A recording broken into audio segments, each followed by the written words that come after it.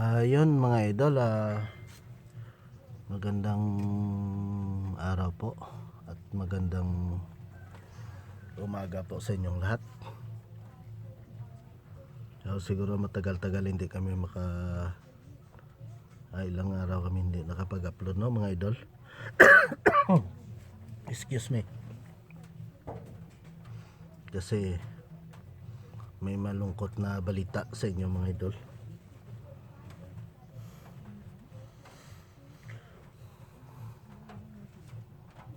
At saka yun, yung Aguila Bacolod Adventure ay may isang nawala sa amin, no? Sa grupo. Hindi siya ay nagtataliwan na mga idol.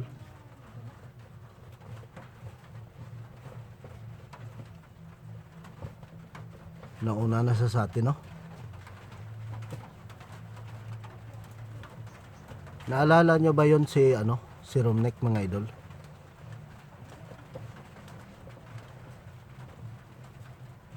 Si Romnek.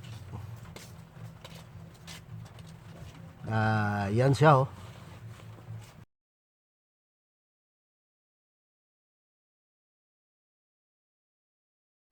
Yan, naka-red si Romnek mga idol. Yan, nakakalo sa ng itim, no? Yan siya. Yan si Romnek mga idol. Yan mga idol, naalala nyo ba? Siya yung dating cameraman namin, no? Kami pa kasama minsan kasama ko si Master Bambam, si Bro Bert, yun. Minsan si Boy Tigas, talagang kasama kami. At saka si Pare Bartoloy, yung kabro ko din na guardians doon sa sa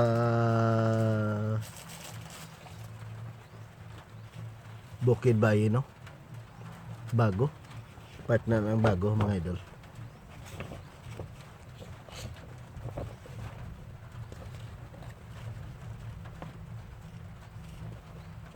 Kakalungkot namin mga idol, mga lods, ay siya ay nagtaliwa na kahapon.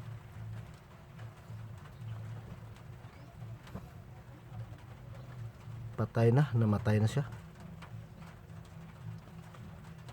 Nagpahinga na habang buhay. Habang matunaw ng mundo, wala na siya. Ikakalungkot lang namin mga idol. Namatay siya ay bata pa, no? At saka 3 months pa lang yung anak niya. Yung isa ay 2 taon. May 3 months na si Nining, ma. 3 months mga idol. Yung bago pa lang, yung parang anino pa lang yung makikita ng anak ng bata. Siguro baho ng papa o yun lang ang maramdaman siguro ng bata yun. Hindi pa yun alos makakita yung 3 months, di ba? Ito yung kamatayon niya idol, ay sasabi ko sa inyo.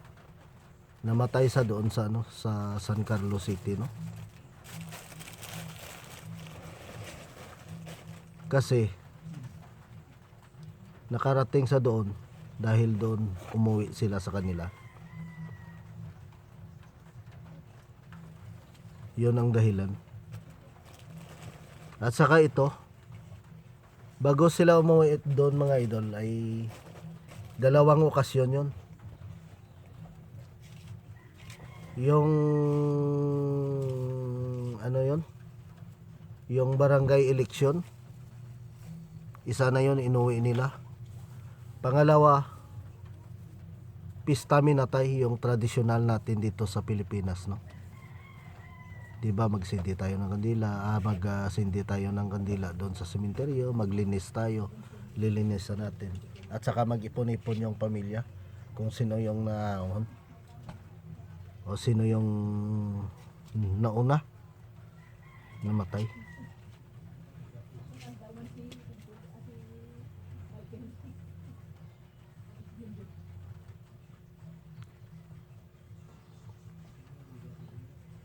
Malungkot.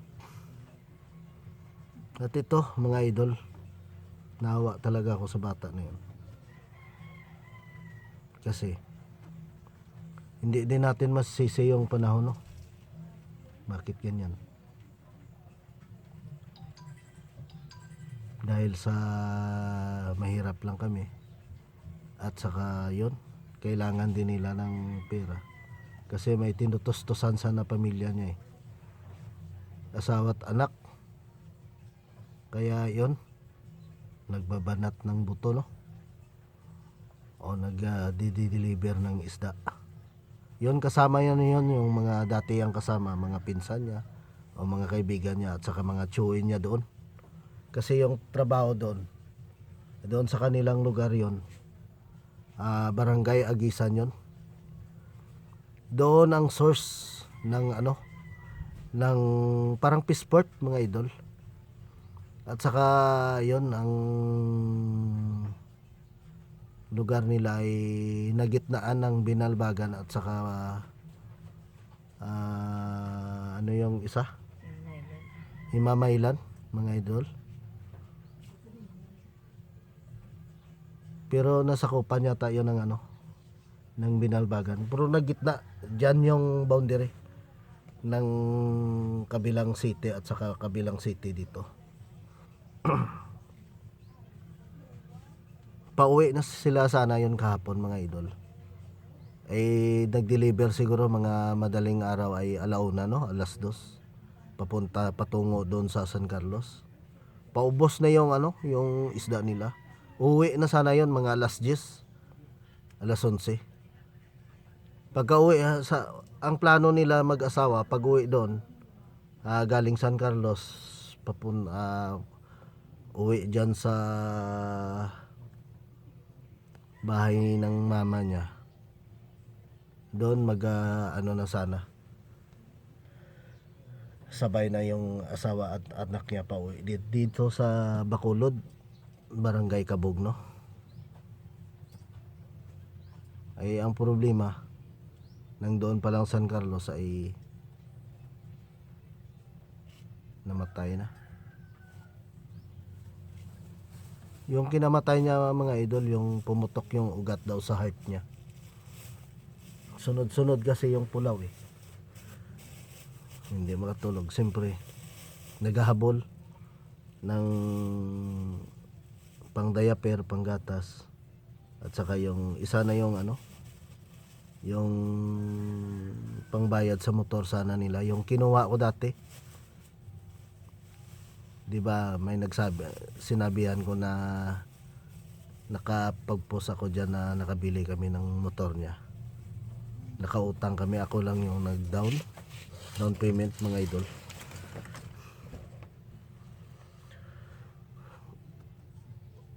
Yun ang niya, yun ang hinahabol niya, yung bayad at saka pero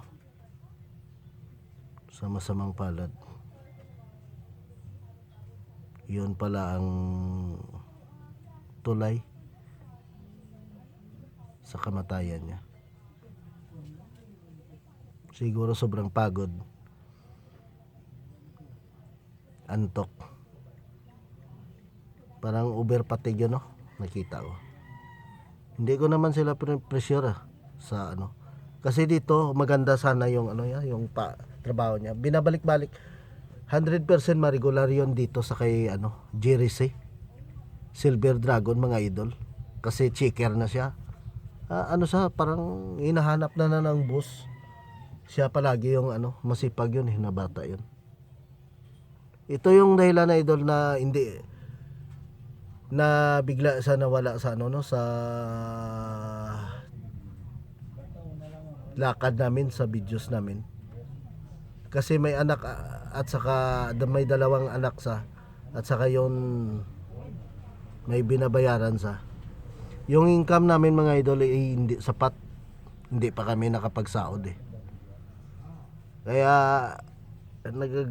kami dalawa. Sabi ko, Nick, hanap ka muna ng trabaho, no?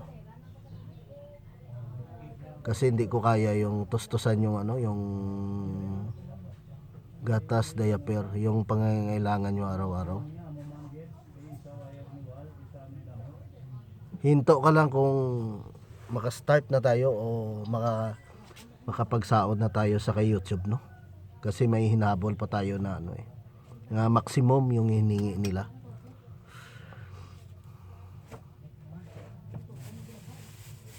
Kaya laking pasasalamat ko ay dumating yun si Idol Richard, no? Kita nyo kasama kami palagi mga idol. Pagkain sa pag ano. Yun. Malaking tulong.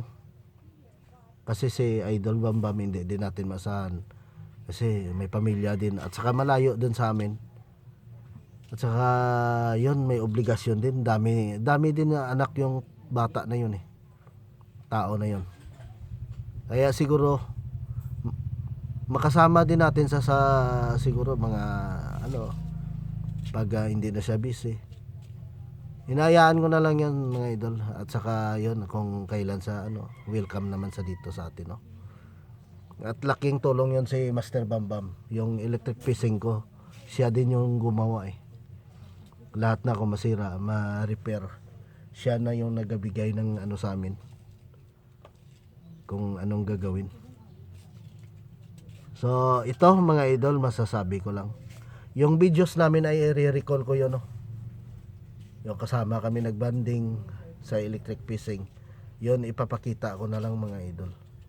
At saka yun pala, baka mamaya nang dito na yun sa kasi parang ngayon yun siya ibalsamar, no?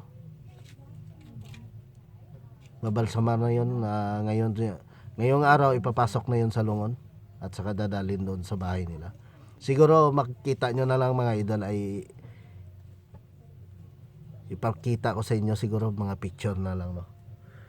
Pag nandoon na sa nakaburol na sa niya o nakapasok na sa kabaong niya, no? Malungkot. Sayang yung mga plano namin mga idol. Kasi anak ko na din siya asawa ng anak ko yun tatay ng mga apo ko. Gulat kami lahat na mga Bro Allen, Boy Tigas,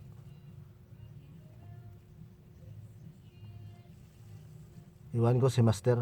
Malalaman din na yun Master kasi nanonood sa ng videos namin.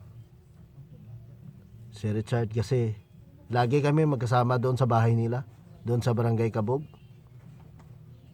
Lagi kami doon nagsama banding sa kainan, sa mukbang. Kasi minsan nangdoon lang siya, yung nagamukbang kami mga idol. Nangdoon lang siya, kaso dalawa lang kami nakapokus ni Idol Richard, no?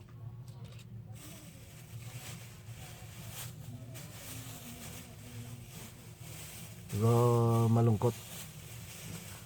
Nawala sa dito pa naman sa kahirapan, no? Halos lahat. Sumisigaw talaga na hirap ng buhay ngayon. Tumaas parang lahat, 'di ba mga idol, mga lods? At saka siguro hanggang doon na lang siya, maigsi lang yung kandila niya. Kasi yung edad niya ay 20 years old pa lang siya. 20. Nawala na siya, no? Dito sa mundo.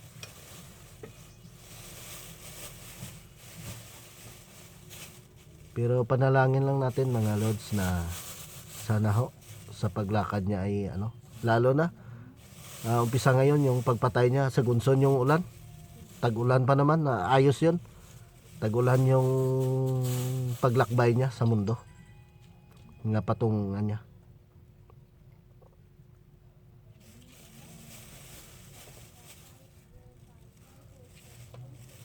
Kawawa yung niya. Mahal na yung mga anak niya at saka yun, hinahabol niya yung motor niya makaimpas kasi gusto niya talaga sa bandang uli ay magsama-sama kami sa mag-adventure. Gusto niya talaga ang bata na yun Pero wala tayong magawa, may Diyos tayo eh. May Panginoon tayo, di ba mga idol?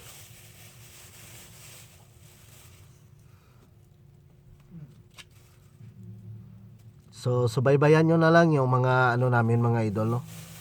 Yung mga banding namin doon, yung mga videos namin, subaybayan nyo na lang. Makikita nyo yun si Romnick. So ito lang masasabi ko mga idol ay paalam ko sa inyo ay wala na siya. Nauna na siya sa atin. Babay na.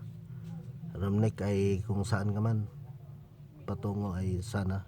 Tag-ulan ngayon, lakbayin mo. Buti ka, nakapahinga ka na dyan. Kami dito na buhay. Pasaan pa namin yung ano dito, yung sakit. Naramdaman pa namin. Sobrang sakit na ano. At saka yun, nagtitiis kami sa ulan init o ano dito. Ikaw wala ka na yan mga ano. Magandang buhay mo na dyan. Excuse. Kaya kung dito ka lang sa mundo din ay lagi nyo na lang kami ano no. Sama-sama ka din sa amin pero hindi ka lang makikita namin. At saka yun, kung magparamdam ka okay lang. Welcome ka talaga sa aming channel. So yan mga idol, hanggang dito na lang no. Bukas ay idugdugtong ko pa rin at saka i-recall ko, mag-speech pa rin ako sa mga videos namin. Kasi sobrang lungkot talaga mga idol. Alam nyo naman siguro kung mahal nyo sa buhay ay pumanaw o mawala.